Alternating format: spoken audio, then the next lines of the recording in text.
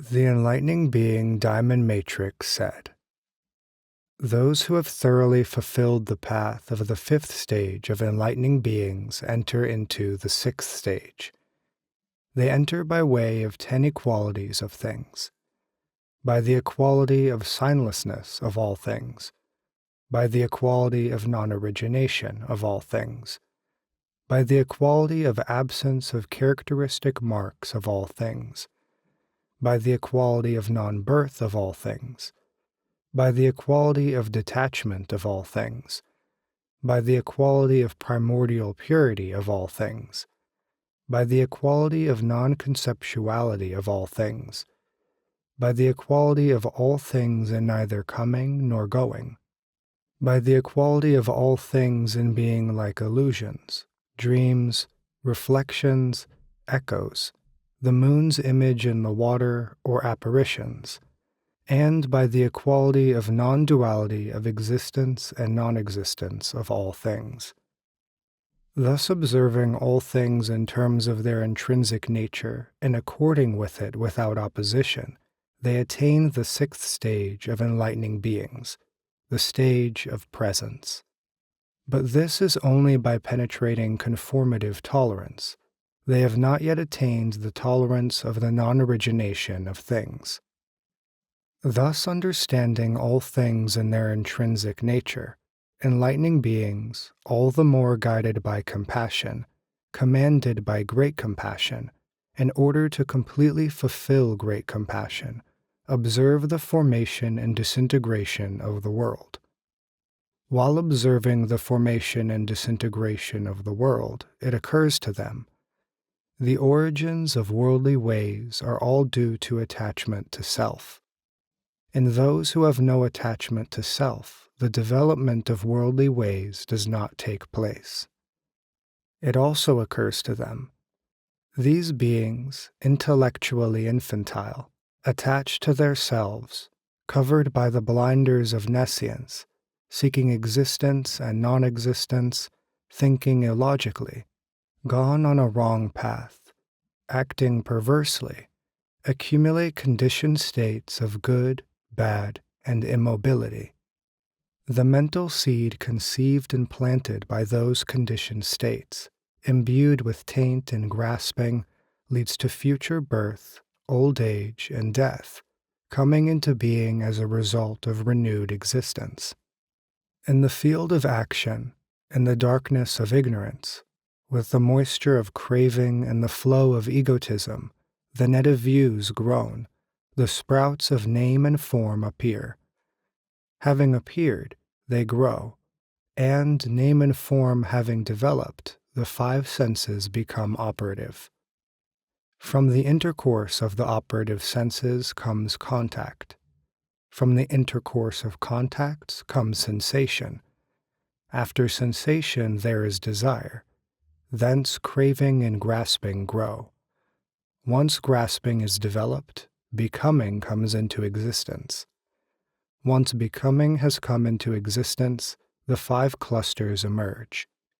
The five clusters having emerged, they progressively deteriorate in the five courses of existence. Having deteriorated, they disintegrate. From deterioration and disintegration there is anguish. Caused by anguish, all troubles of sadness, lament, pain, and dejection arise together. And yet there is no one who collects these. Of their own nature, spontaneously they disintegrate. There is no one who disintegrates them. In this way, enlightening beings examine interdependent origination in order of progression. They think, not knowing the truth in the highest sense is called ignorance.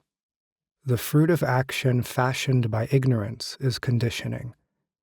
The initial mentation based on conditioning is consciousness. The four grasping clusters arising together with consciousness are name and form. The development of name and form is the six sense mediums. The conjunction of the sense faculties, objects, and consciousness is tainted contact. Born together with contact is sensation. Clinging to sensation is craving. Craving develops into grasping. Tainted action issuing from grasping is becoming. The outcome of action is birth, the emergence of the clusters. The development of the clusters is old age. The disintegration of the aged clusters is death. The mental anguish of the dying, the disintegrating, who are deluded and detached, is grief. Crying out in grief is lament. In the five senses it is pain. In the vision of the mind it is dejection. The coming into being of much pain and dejection is torment.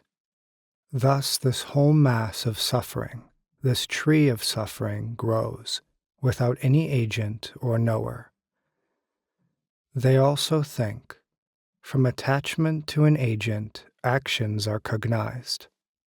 Where there is no doer, doing cannot in the ultimate sense be found either. They also think. All that is in the world is only mind. These 12 elements of becoming analyzed and explained by the Buddha are also all based on one mind. Why? Whenever the mind is aroused with desire for a thing, that is consciousness, and the thing is conditioning. The delusion of conditionings is ignorance. Name and form are born together with the ignorant mind. The development of name and form is the six sense mediums. Connected with the six mediums is contact. Born together with contact is sensation. Obsession with sensation is craving. The unrelenting seizing of what is picked up by craving is grasping. The conjunction of these elements of existence is becoming. The emergence of becoming is birth. The full development of birth is old age. The end of old age is death. The ignorance there tends to produce two kinds of effects. As an object, it confuses beings, and it provides a cause for the development of conditioning. Conditionings also tend to produce two kinds of effects. They manifest future development and provide a cause for the emergence of consciousness. Consciousness also tends to produce two kinds of effects. It makes the continuity of existence and also provides cause for the development of name and form. Name and form also tend to produce two kinds of effects. They make mutual support and also provide cause for the development of the six sense mediums. The six sense mediums also tend to produce two kinds of effects. They show the differentiation of their own spheres and provide cause for the emergence of contact. Contact also tends to produce two kinds of effects. It contacts objects and provides cause for the emergence of sensation. Sensation also occasions two kinds of effects. It affects reception of the desired, of that which is not desired, and of that which is neither. And it also provides cause for the emergence of craving. Craving also occasions two kinds of effects.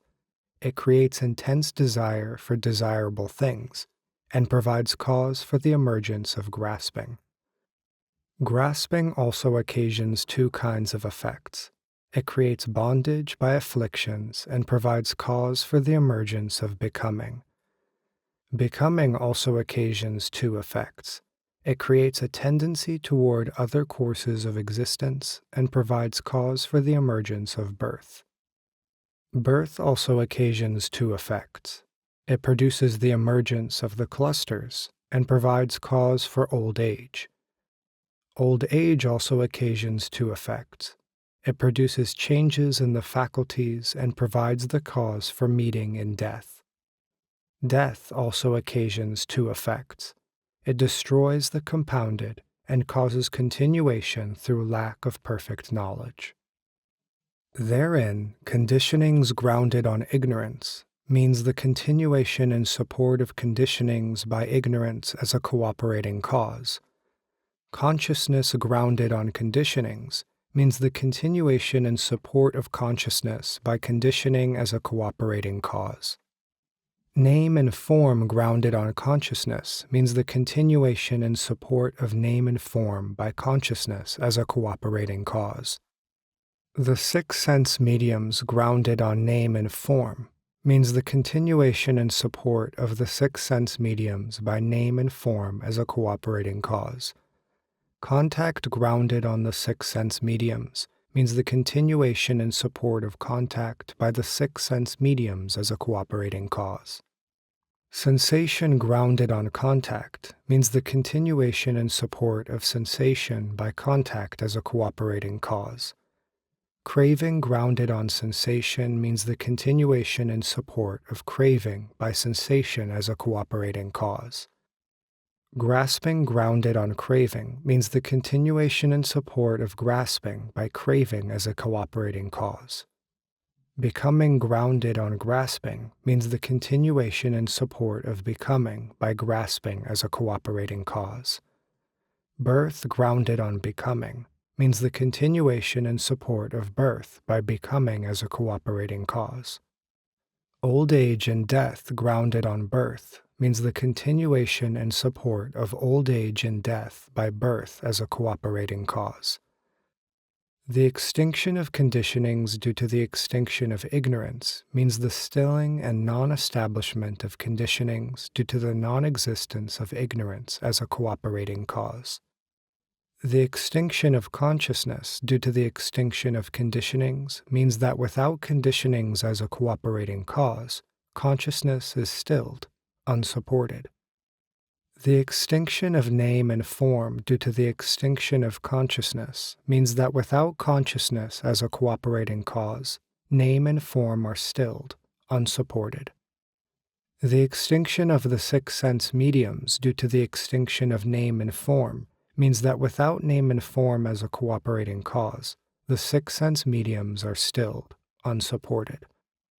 The extinction of contact due to the extinction of the six sense mediums means that without the six sense mediums as a cooperating cause, contact is stilled, unsupported.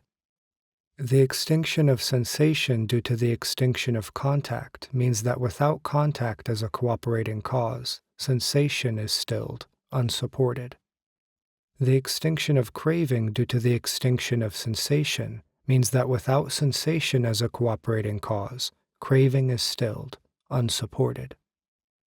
The extinction of grasping due to the extinction of craving means that without craving as a cooperating cause, grasping is stilled, unsupported. The extinction of becoming due to the extinction of grasping means that without grasping as a cooperating cause, becoming is stilled, unsupported. The extinction of birth due to the extinction of becoming means that without the cooperating cause of becoming, birth is stilled, unsupported. The extinction of old age and death due to the extinction of birth means that without the cooperating cause of birth, old age and death are stilled, unsupported. Ignorance, craving, and grasping are the continuation of the course of affliction. Conditioning and becoming are the continuation of the course of action. The rest are the continuation of the course of suffering.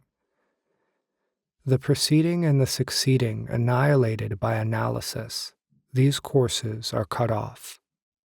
Thus these three courses, affliction, action, and suffering, have no self and have nothing to do with anything pertaining to self. Becoming and decaying, it is all in essence like a hollow reed. Also, what are called conditionings grounded on ignorance are connected to the past. Consciousness up to sensation are connected to the present. Craving up to becoming are connected to the future. Henceforth, there is continuation of this. The extinction of conditionings due to the extinction of ignorance is the cutting off of their connection. The same is true of the rest. Furthermore, the state of triplex suffering is due to these 12 elements of becoming. Therein, ignorance, conditioning, up to the six sense mediums are the suffering that is due to conditionality. Contact and sensation are the suffering that is due to pain. The rest of the elements of becoming are the suffering that is due to disintegration. The extinction of conditionings due to the extinction of ignorance is the cutting off of the triplex suffering. The same is so of the rest. Conditionings grounded on ignorance means the nature of conditioning being produced by causal relations. The same is so of the rest. The extinction of conditioning due to the extinction of ignorance means the non-existence of conditioning. This is so of the rest, too. Conditionings grounded on ignorance means attachment to origination. The extinction of conditioning due to the extinction of ignorance means attachment to annihilation. This is so of the rest, too. Conditionings grounded on ignorance is viewing it according to existence, and this is so of the rest, too. The extinction of conditionings due to the extinction of ignorance is viewing it according to annihilation, and this is so of the rest, too. Enlightening beings contemplate interdependent origination in these 10 patterns, forward and backward. That is, in terms of the interconnection of the elements of becoming, in terms of being altogether in one mind, in terms of differentiation of one's own action, in terms of inseparability, in terms of the procession of the three courses of affliction, action, and suffering, in terms of the connection of past, present, and future, in terms of accumulation of the three kinds of suffering, in terms of production by causes, in terms of attachment to origination and annihilation, and in terms of contemplation of becoming and annihilation.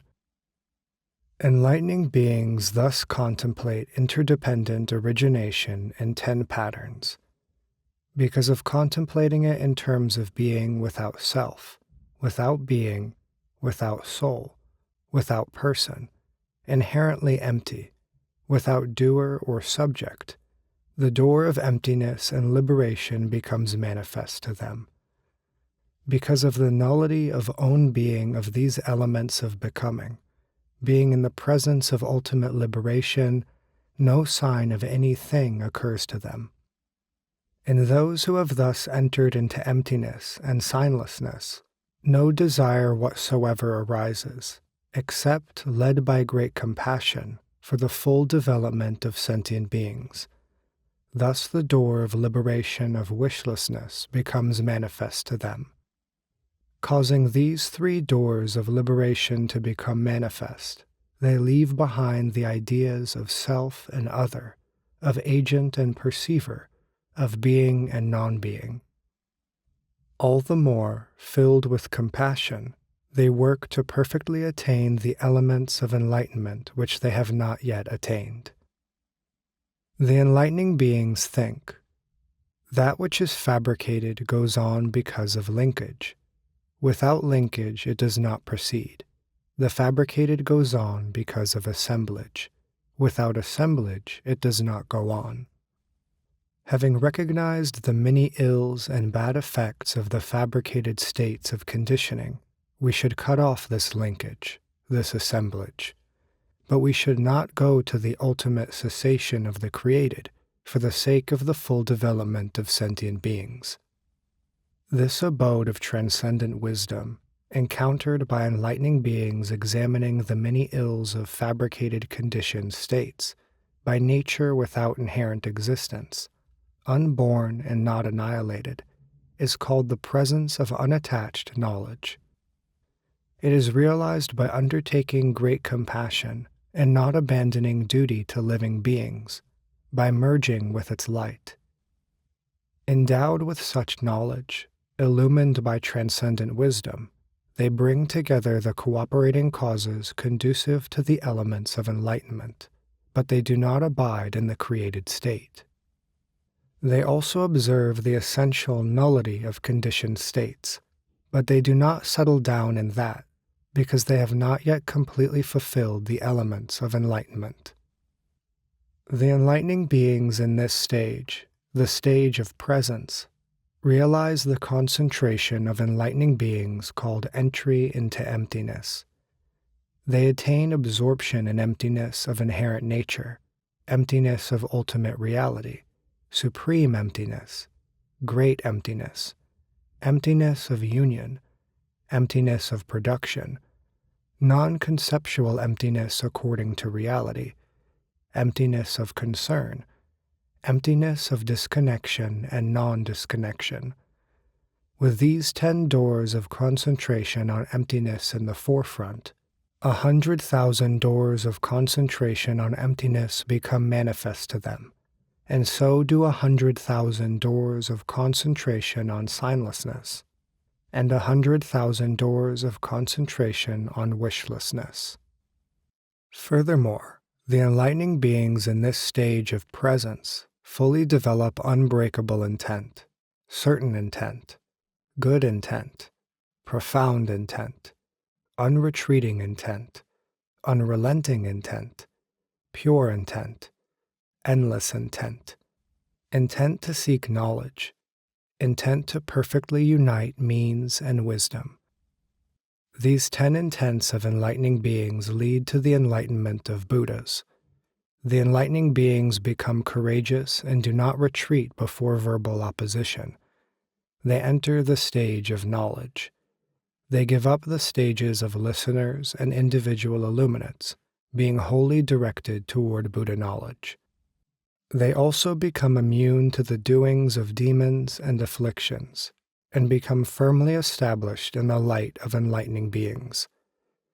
They also become fully imbued with the practices of the principles of emptiness, signlessness, and wishlessness, and they become one with the contemplations of means and wisdom, and they become filled with the elements of enlightenment.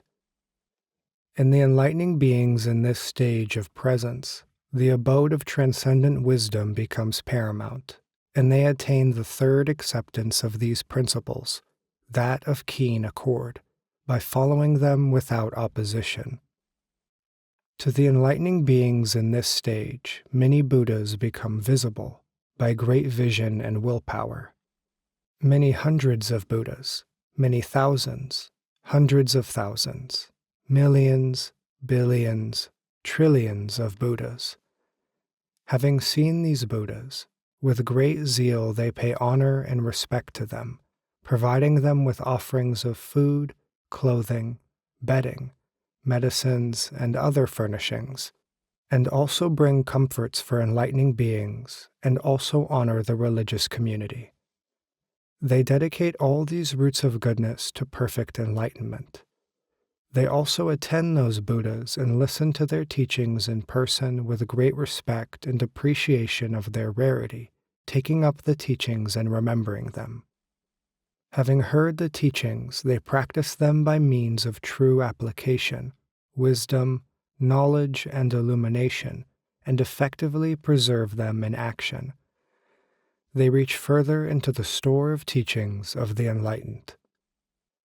The roots of goodness of the enlightening beings in this stage of presence become more and more radiant over many eons, over hundreds, thousands, millions, billions, trillions of eons.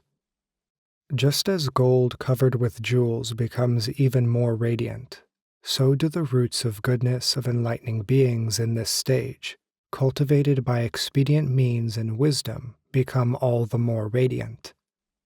They also become more and more tranquil and imperturbable.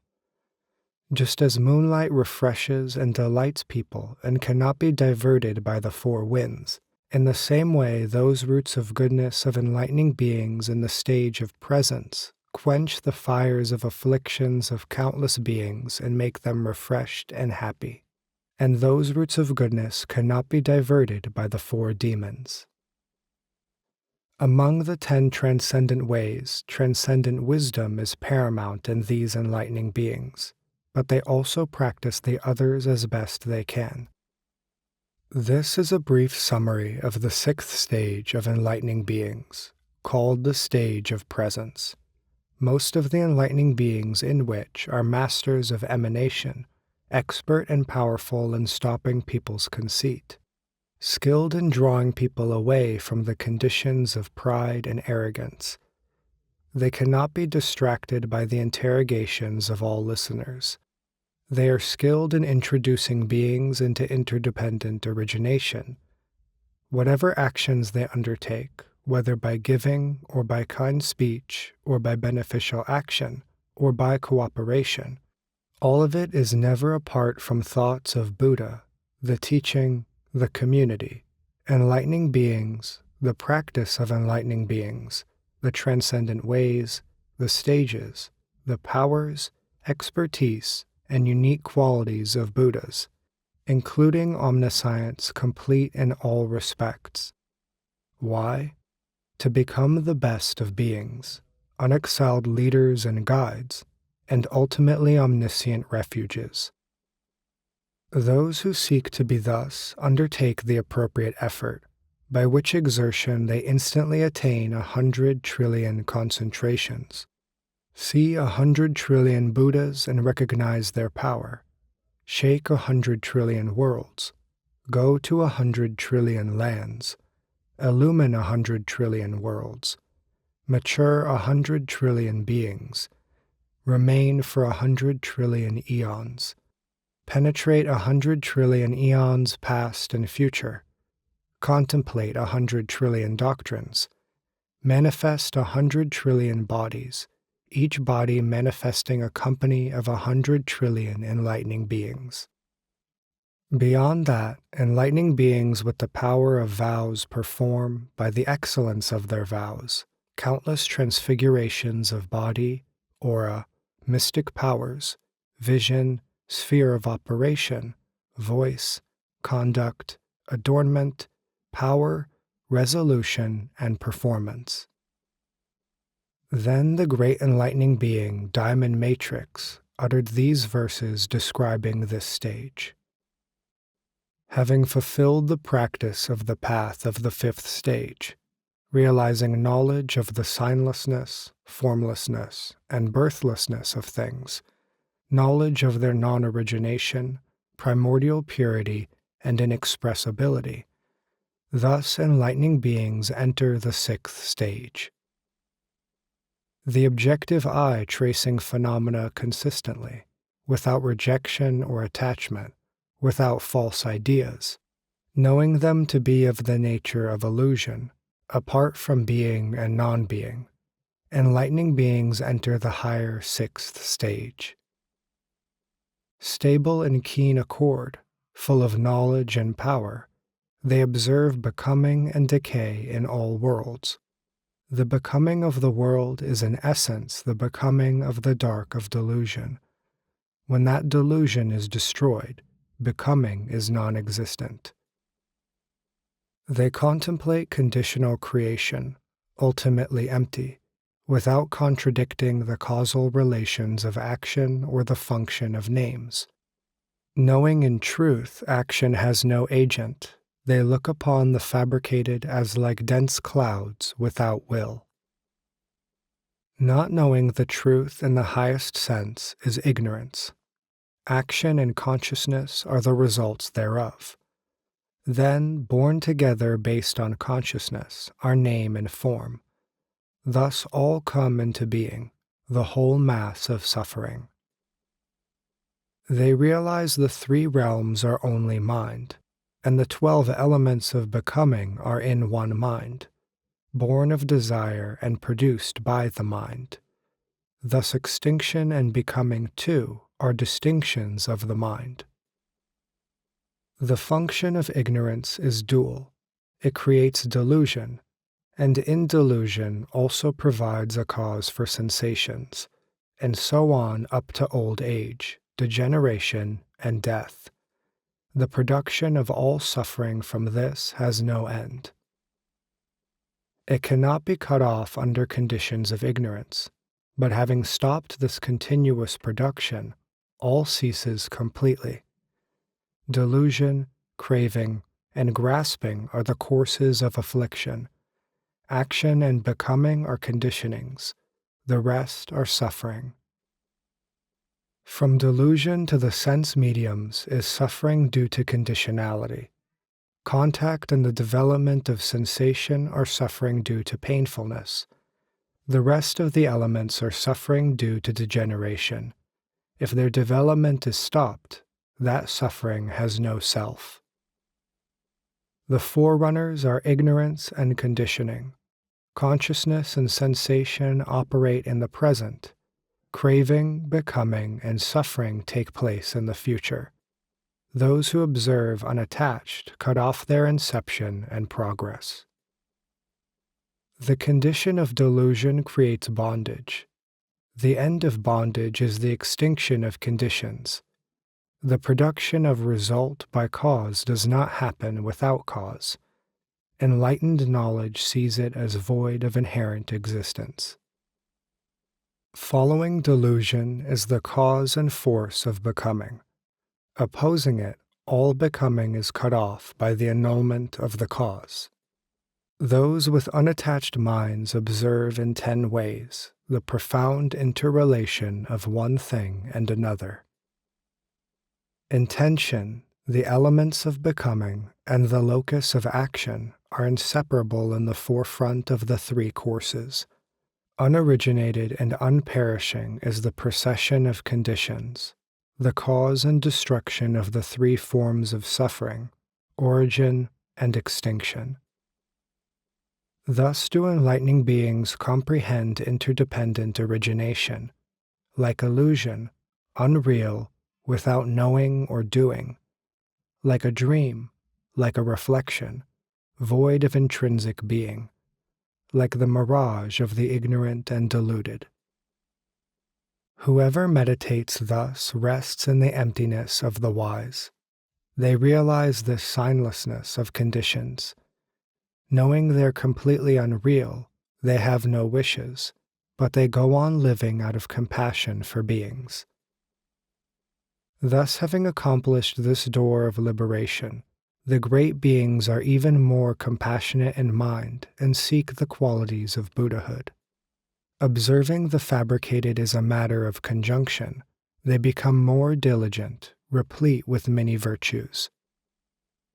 Having fulfilled myriad concentrations in emptiness, as well as signless and wishless liberation, their wisdom and conformative acceptance increase, and their freedom and knowledge mature. They also serve many Buddhas resolutely, and practice the way in the Buddha's tutelage. Attaining the treasury of Buddha teachings, they propagate roots of goodness, like gold encrusted with jewels. As moonlight refreshes the minds of people in the world, undeflected by the 4 winds, the light of enlightening beings, overcoming the path of demons, quenches the burning of afflictions of those suffering from pain. Having reached this stage, they become celestial monarchs, adept at emanation, destroyers of conceit. Whatever they do on the path of knowledge is insuperable, steadfast, beyond the path of listeners. Seeking the enlightening beings imbued with vigor, having attained 100 trillion consummate concentrations, see in an instant the Buddhas in the 10 directions blazing like the sun in the midsummer sky. Here have I told of the 6th stage of great beings, the stage of presence, which is profound, hard to see, hard for listeners and self-conquerors to know. Now the crowd of celestials, exhilarated, showered clouds of various lights and uttered sweet words full of supreme, pure joy, praising the supremely acute mind, master of knowledge, imbued with 100 virtues, excellent in conduct, blissful, benefactor of the world, one of the lotuses of humanity. The great gods traversing the sky showered sublime, immeasurable light on the best of humans, and clouds of fragrance of supreme beauty to destroy afflictions. The host of celestials spoke in sweet, pleasing, beautiful voices of how they had gained supreme benefit on hearing the explanation of this stage.